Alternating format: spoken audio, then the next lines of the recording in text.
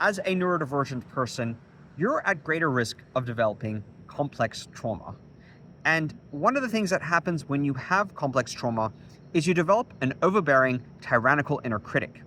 And this critic exists to help you self-flagellate with the goal of protecting you against further harm.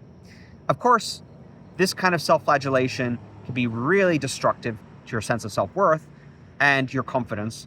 Ultimately, it thinks that it's doing a job to protect you, but what it really is doing is keeping you in a little box to prevent you from getting to further harm. And that might not necessarily be helpful. Your circumstances might have changed, and you might want to move on with your life and not cling to these maladaptive strategies of shrinking, of being overly conservative in your social interactions, of avoiding people, of not showing up as your authentic self because you fear some kind of negative consequence is going to result. And when you make mistakes, this critic is quick to fly into action and come at you with all of its criticisms, attacking you and telling you that you're a failure, that you're a loser, that nobody likes you, you're never going to be loved, that you're inherently defective. All these shame scripts that it adopts and then hits you with whenever something goes astray or goes awry, it does that because it believes it's protecting you. And so it's serving a function in its own conception that's essential to your survival. That's why you often feel powerless to argue with it, because its persuasion is very strong. It has a really strong argument in favor of you listening to it and following it. But what happens is when you listen to it without dialoguing with it, it gets reinforced and it consolidates its power and has a monopoly over your psyche. It comes to believe itself to be the only thing protecting you from harm, when you, as a developed adult with your own faculties and judgment and life experience now, can probably make those decisions on your own without the criticism of this tyrannical inner critic clouding your judgment. It can have valuable input to give, but because its methods are so destructive, sometimes it doesn't really even help to listen to it.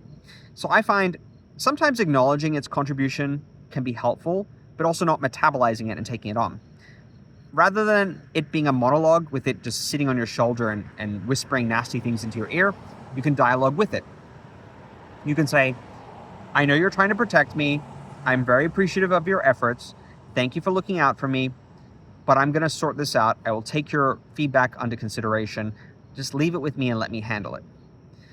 And it will say, no, you're not listening. You think you can survive without me? And it will do some variation on that. And you're useless. You're hopeless. You can't get through this without me. And it will keep arguing with you, and you have to be firm. Use the broken record technique of just repeating some variation on this phrase. And then I like to visualize putting it in a little treasure chest and then shutting the chest and locking it. And as I visualize it, it'll come back out of the chest and start carrying on as it normally does. And I will repeat, per the broken record technique, the thing I've just said, reminding it that I'm appreciative of its contribution, that I know it's valuable in what it's trying to do. And I'm going to listen to it, but I'm going to make my own decision based off my own judgment and multiple other considerations. And then I'll put it back in the box.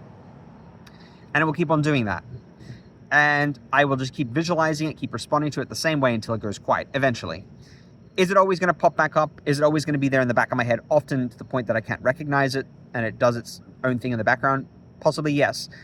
Through self-compassion, we can cultivate mindfulness and be present with whatever it's saying to us rather than being subsumed by it and then responding to whatever it's commanding us to do.